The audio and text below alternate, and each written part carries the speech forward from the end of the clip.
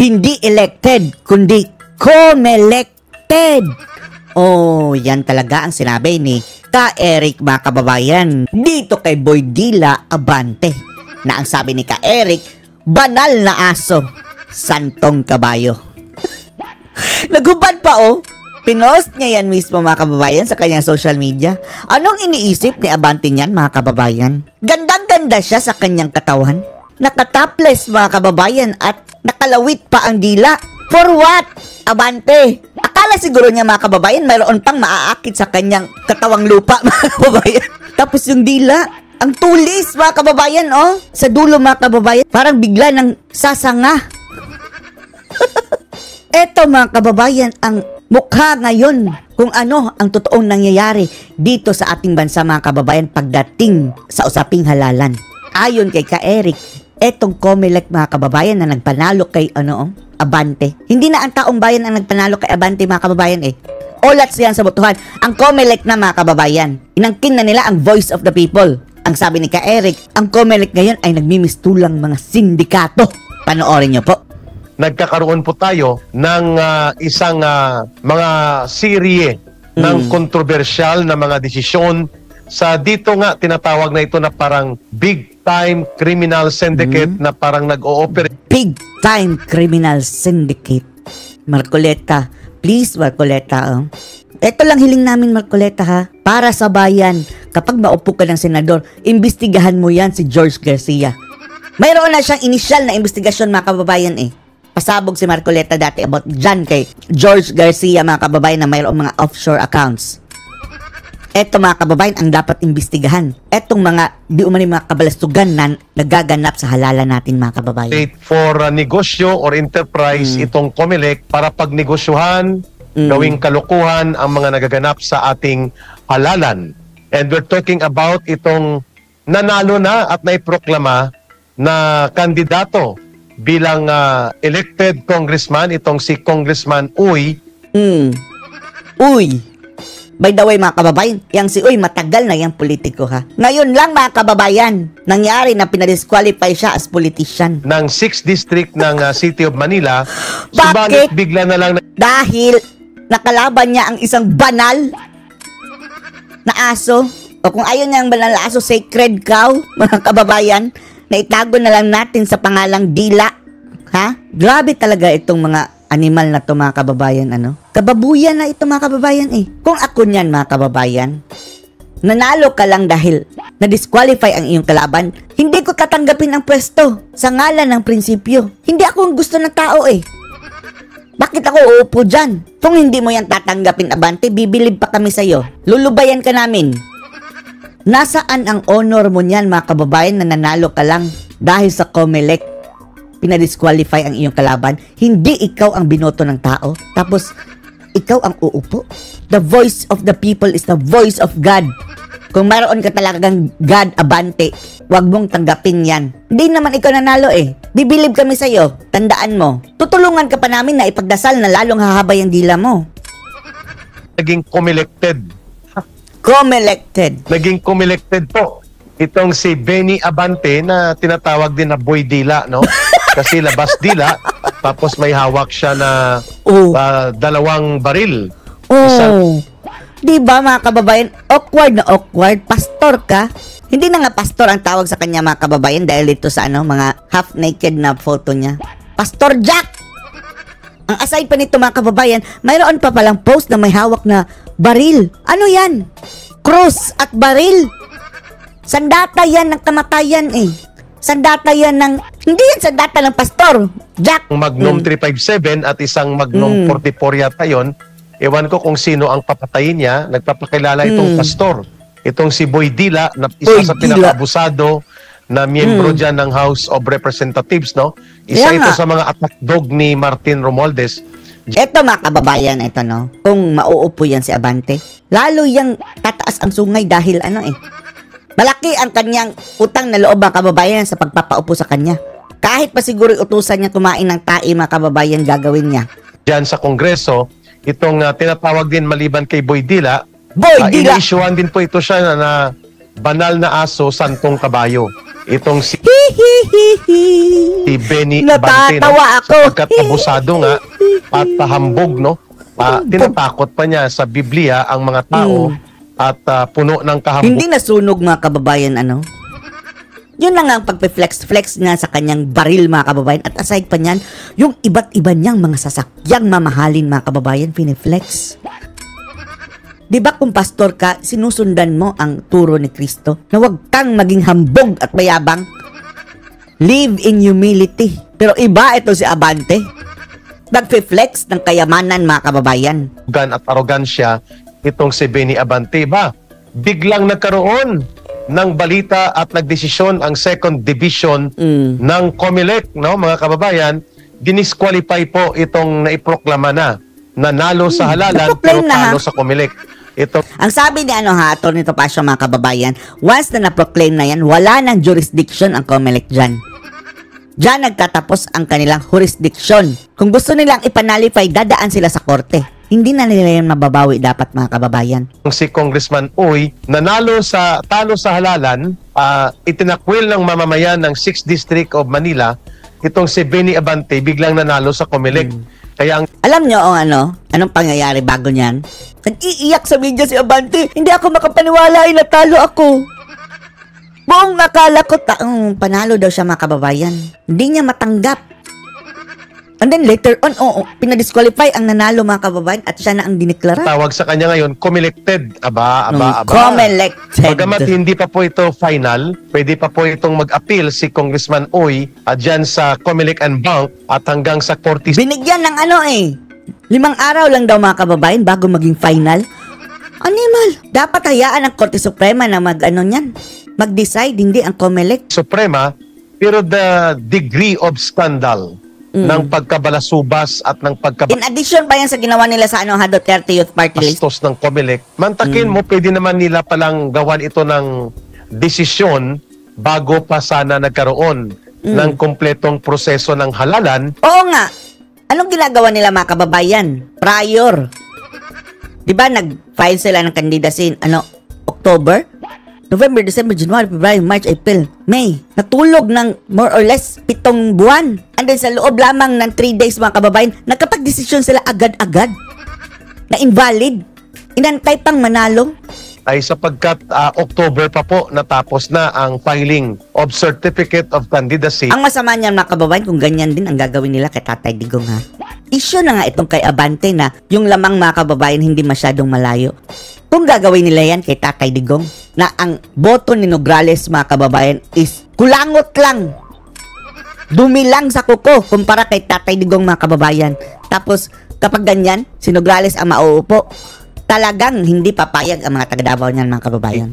Kung nagkaroon po ng material defect itong Certificate of Candidacy o COC ni Congressman Uy, bakit inantay pa po na matapos at makumpleto ang proseso ng eleksyon kung saan po nanalo ito, na iproklama na nga at about to take his position sa pagbubukas po ng 20 Congress on July 1. Hindi lang yan. Dahil prior pa dyan mga kababayan, mapailang beses na siyang nanalo pagka-councilor ata. Walang problema sa kanyang COC. Bakit ngayon po na naiproklama na saka pa nagdesisyon ang COMELEC Second Division na hindi pala siya allowed na tumakbo dahil may question sa kanyang pagiging natural-born Filipino citizen? Bakit question pa lang naman Diba? Hindi pa nga napapatunayan mga kababayan. Let the court decide. Kapag question na sa mga kababayan citizenship, hindi po yan desisyon ng COMELEC mga kababayan kung talagang bang tunay kang Pilipino o hindi. Hayaan natin ang korte na mag-declare sa kanya mga kababayan na hindi Pilipino bago ito ipa-disqualify. Dahil itong COMELEC mga kababayan ngayon parang pinipresume na niya talaga na hindi. Na ang katotohanan naman, wala pang korte mga kababayan na nagsabing hindi siya Pilipino. Tayo nyo pa na umabot tayo sa pagkakaroon ng kompletong proseso ng halalan and then naiproklama ng manalo ito and yet hindi nyo pala pauupuin. Itong kaya nga, dahil sana kung hindi nyo pinatakbo, makaboto iba pang kandidato aside kay Abante. Hindi pa rin si Abante ang mananalo. Yun na naman ang kanila i-disqualify mga kababayan. Hanggang natutulad kitang baluslos na 3 pinadiskwalipika mga kababayan. Diyos ko. Tinatawag nga nila na si Boy Dila, minsan, Boy Banal na Aso, Santong Kabayo, Benny Abante, ay aba-aba mga kaibigan, mga kabigwas ng Agila, ay bigla po siyang naging comelected. Ang tanong, Sa magkano po? Nakakahiya, no? Abante, kapag uupo ka dyan, kongresista, na hindi ka nanalo, anong mukhang maiharap mo? Shame. Shame. Kaya nga tinatawag na the big time criminal syndicate right now na hawak ng Malacanang at nila Martin Romualdez, itong COMELEC na pinamumunuan ni Chairman. Ang dumi-dumi ng itong under ng Agva, mga kababayan, Grabe. Lahat ng kabalastugan. George Garcia. Hindi lang po yan ang nangyari. Na iskandalo ng COMELEC na kanyang biglang pagkakaroon ng COMELEC, biglang naging congressman muli o magiging congressman muli itong si Benny Abante, hindi dahil nanalo sa halalan kundi nanalo sa COMELEC sa desisyon na dinisqualify ang kanyang katunggali na nanalo at naproklama na bilang kongresista sa 6th District of Manila. Ito pa, dinisqualify din po ng 2nd Division ng COMELEC itong kabataan yung Duterte Youth Party List. Tapos mga kababayan, atat na ang Gabriela natalo, ha. At alam nyo kung sino ang iuupo nila, mga kababayan, sa Gabriela? Hindi na si Brosas. Yung kabataan party list dati. Bakit lumipat siya sa Gabriela? Yung si Sara Ilago, mga kababayan, na starring pa nga yan doon sa hearing na sinasabi daw kabilang sa mga NFA rice, mga kababayan, na tag-20. Mga makakaliwa. Assuming na, mga kababayan. At kaya nga, tuwang-tuwa at bigla pong nabuhayan na naman ng loob at nabuhay ang dugo ng mga urban operatives ng CPP, NPA, NDF, lalo na itong Gabriela NPA lover na napaka-assuming. Wala pang ang final decision sa COMELEC and Bank. This is only a decision at the level of 2nd Division ng COMELEC. Naghahanda na daw ang Gabriela na muling makakaupo sa loob ng Kongreso at mangungulimbat na Talo na yan, mga kababayan ng kaban ng bayan, mga pork barrel at mananabutahin na naman at mag-infiltrate sa loob ng gobyerno. Ang kanilang number 1 nominee, ito yung may pananagutan. Sara Ilago, starring na yan, mga kababayan, doon sa Senate hearing tungkol sa mga pagre-recruit ng NPA sa mga paaralan. Dami na mga na-recruit na kabataan. Yan po si Sara Ilago. Dati po yung naging representante ng Communist Party of the Philippines by way of kabataan na NPA recruiter party list. Bakit nalipat sa Gabriela? Tapos eto pang Gabriela, mga kababayan, kunwari kapakanan ng mga babae ang pinaglalaban. Tapos yung dati niyang party list, mga kababayan, na iniwan niya, kabataan party list, mayroong mga minolestya. Ay, Diyos ko. Walang imik ang Ilagong yan. Ang sabi ni Sara Ilago, may laban pa tayo. Tuloy pa ang laban, Gabriela. Naghahanda na sila para daw sa 489 bills. Really? Wow! 489 bills. Etong mga makabuang black, mga kababayan, makabulok black. Ang dami nila dyan, di ba? Ni isang poste, mga kababayan, wala tayong nakitang naipatayo nila. So, saan na pupunta ang pondo, mga kababayan? Lalong-lalo na ngayon na binusog sila ng tambalos-los. Saan na pupunta? Wala kayong proyekto. Wala naman kayong naidulot na mabuti sa taong bayan, kundi pagre-recruit ng kabataan, ng kababaihan. Sa halip na oy, mga makabayan black. Dahil, anyway, mahilig naman kayong mag-rally sa kalye. Bakit yung pondo nyo na billions, sabi ni Eric, mga kababayan, billions and billions of pesos na simula nung naupo sila ng dyan sa Kongreso. Wala kang nakitang ni isang poste na ipatayo, mga kababayan. O eto, Sara Ilago, mga makabayan black, mga makatiliwa na mahilig mag-rally. Yung pondo nyo na nakukuha nyo sa sa Kongreso, bakit hindi na lang nyo yan ipagawa ng kalsada? Sarili nyo kalsada, doon kayo mag-rally, doon kayo maghasik. Araw-araw doon kayo tumira. Mahabang kalsada. Kayo ang priority. Kayo gagamit para sa rally. And then kung wala kayo, pwedeng daanan ng sasakyan. Matutuwa pa kami. Makakatulong pa kayo sa traffic sa bansa. Hindi yung gusto nyong batikusin ang gobyerno tapos, ayun, Nagkukos ng traffic mga kababayan dahil nagraraling mga animal. Gumawa kayo ng sarili ninyong kalsada, doon kayo mag-rally. Na nabutay sa gobyerno, pag-infiltrate sa Kongreso, at ganun din po ang pangungulimbat ng pork barrel, mga pundo ng Kongreso. So itong si Sara Ilago ay very highly assuming na makakaupo siya at ang Gabriela, no? Hindi pa nga nagkakaroon yan, mga kababayan, tingnan nyo, Kung dati-rati mga kababayan, naaawa tayo dahil nung estudyante pa sila, parang na-brainwash sila na, parang na-recruit din. Ngayon mga kababayan, base doon sa Senate hearing, sila na ang nangre-recruit. So, hindi na sila mga kababayan inosente. So, paano na yan? Tapos, uupo pang kongresista naman na hindi naman nanalo. Nanguha lang ng upuan mga kababayan. Kompletong desisyon dito sa en-bank ng COMELEC, no? Itong si Sara Ilago po, itinuro ito ng maraming mga kadre na nanggaling po sa CPP, NPA, NDF na kagaya ko, na ito ay recruiter ng NPA.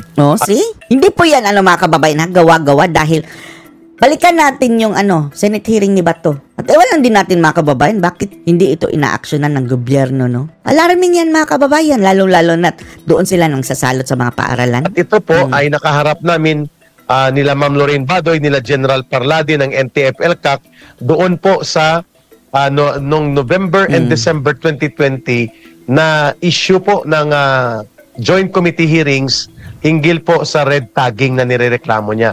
Kaya samantalang itinuturo mismo ito po ng mga maraming kadre like sina Kaamihan, sila Alma Gabin, at iba pa po. Dahil hindi ko ito inabutan. Ang inabutan ko dyan, sina Renato Reyes, sina Teddy. Mga kahaba-habaang kabababaan. Kasi nyo yan ang mga inabutan ko nung kabataan ko na Senato. So itong si Sara Ilago ay kadre operatiba po ito ng CPP, NPA, NDF. Kagaya po ni Cristina Conte. At ngayon po ay tuwang-tuwa sila na itong nanalo with more than 2 million votes na Duterte Youth Party ay na-disqualify sa second division. Pero wala pa pong final decision sa COMELEC and Bank, no? This is a very dangerous situation right now that the COMELEC is acting like a dictator gamit po ang kanilang poder na mag-manipulate ng mga resulta ng elections.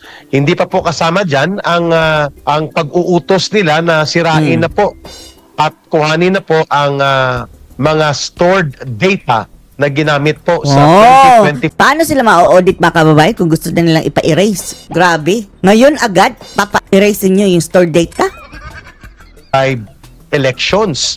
At dahil daw ito ay mandatory na kapag nagamit na under the data privacy law, ayon sa COMELEC, hindi na dapat ito ay manatili pa. Pero ito rin po precisely ang mga magiging basis sana sa panawagan na ipatupad ang manual audit of votes at ang tinatawag na mandatory review and manual recount ng mga balota na umaabot ng 18 million ballots rejected by the machines of COMELEC at ayaw bilangin ng COMELEC in manual manner which is allowed under the automated election system.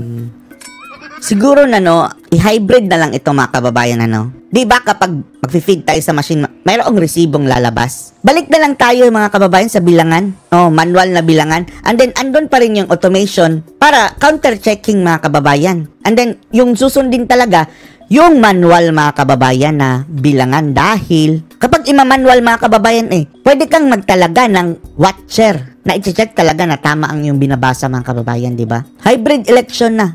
Manual plus automation. Tapos, ang susundin talaga, yung manual. Yung automation, automated din ang mga kababayan ay dayaan kung mayroon yan. Tapos, mahirap mga kababayan, hulihin kung mayroong dayaan dahil, kagaya nito, gusto na nilang ipabura mga kababayan agad ang mga data dahil for privacy purposes. So mga kababayan, pag-uusapan po natin yan. At mayroon din po tayong habang inaantay natin si Dr. Lorraine Maribadoy, ay pag-uusapan din natin mamaya, may panibagong barker na naman na binuo o itinalaga sila Martin Romualdez maliban dito sa anak ni Benny Abante. Yung sabi ni Guanzon mga kababayan, otal-otal daw. Na nagiging barker o tagapagpahon at tagapagsagawa ng propaganda attacks, no? Itong si Princess Abante in Disney Princess behalf of the Speaker of si Martin Romualdez at sa House of Representatives may naitalaga din po na panibagong tagapagsalita ng House Prosecution Panel sa katauhan po ni Attorney Antonio Sino? Bukoy. Oh, Bukoy. Pangalan pa lang, parang duda ka na mga kababayan kung anong gagawin. Sige nga, pag-usapan natin ito kasi mukhang ang kanyang Sino ba yan, si unang mga Bukoy? kasada sa pag-atake sa propaganda ng impeachment case and impeachment trial against kay Vice President Sara Duterte ay mukhang pinaghandaan talaga nila upang maglunsad ng malawakan at tuloy-tuloy na propaganda operations upang ipagpapatuloy ang pagwasak po sa integridad at sa pagkatao at political influence na rin mismo ng pangalawang Pangulo ng Bansa na si Vice President Sara Duterte. Tingnan natin sapagkat it will not be the spokespersons who are going to decide, mga kababayan, no? Hindi po ang abogadong ito na si Attorney Bukoy ang makakapag-decide kung ano ang kahihinatnan sakali po na mag-proceed ang impeachment trial, which is with high certainty na iko-question po ang jurisdiction ng 19 Congress doon sa 20 Congress pagdating po sa continuation of trial and even po Naantay natin mga kababayan sa Marcoleta dahil babarahin daw niya mga kababayan.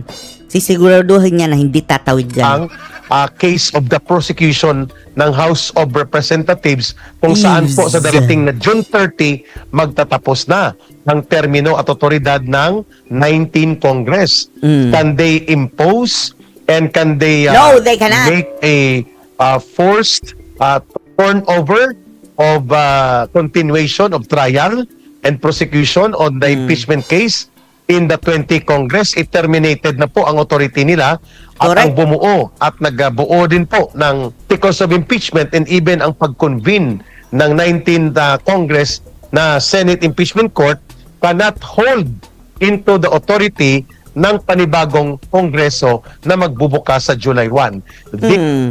Kung ipipilit nila mga kababayan na tatawid, sige, pagbigyan namin kayo, pero yung 12 lang ang tatawid. Dahil 12 lang mga kababayan ang from the 19th Congress. So paano na yan? Kahit pa boboto lahat ng 12 mga kababayan, wala na. Yung mga bagong senator ngayon mga kababayan na manunumpa sa 28th Congress, wala pa sila nung i-final yan mga kababayan. So wala silang jurisdiction. Kung ang isang expert on constitutional law na si Attorney Alex Medina, ang tawag niya, these are constitutional water law. O isa itong malubha at seryosong usapin na dapat marisolba ng Korte Suprema pagdating po sa constitutionality and validity of the impeachment trial and the impeachment court. Tutulugan na naman niya ng Korte Suprema mga kababayan. Mayroon lang pending na petisyon si Sara doon sa Supreme Court Hindi pa nga decision.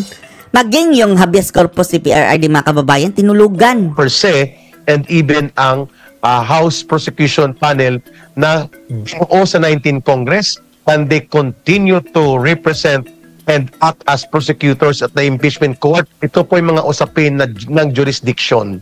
So magandang pag-usapan din natin kasi mukhang lutong-luto sa propaganda itong si Attorney Antonio Bukoy. Galing ito sa grupo ng FLAG, Free Legal Assistance Group. Isa po ito sa mga unang aroy. So, isa na namang miyembro ng makakaliwa mga kababayan pala ang inilagay nila dyang spokesperson laban kay VP Sara. Lahat na mga makakaliwa mga kababayan nagbida-bida, no? Miyembro daw mga kababayan, no? Ano yun ka, Eric? Samahan yan ng mga makakaliwang lawyer mga kababayan Pero wala na ito ngayon. Napalitan ng NUPL mga kababayan. Nanggaling ito sa grupo ng FLAG, Free Legal Assistance Group. Isa po ito sa mga naunang binuo na mga human rights lawyers na nilanguyan po ng Communist Party of the Philippines. See?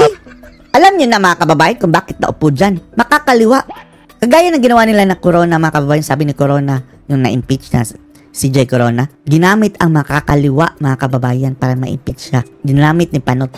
Ngayon din, ginagamit ng mga bangag mga kababayan para ma-impeach si Sara. Same recipe mga kababayan ang ginagamit. Para maging bahagi ng legal defense system ng CPP, NPA, NDF during the martial law time noong mga 1980s.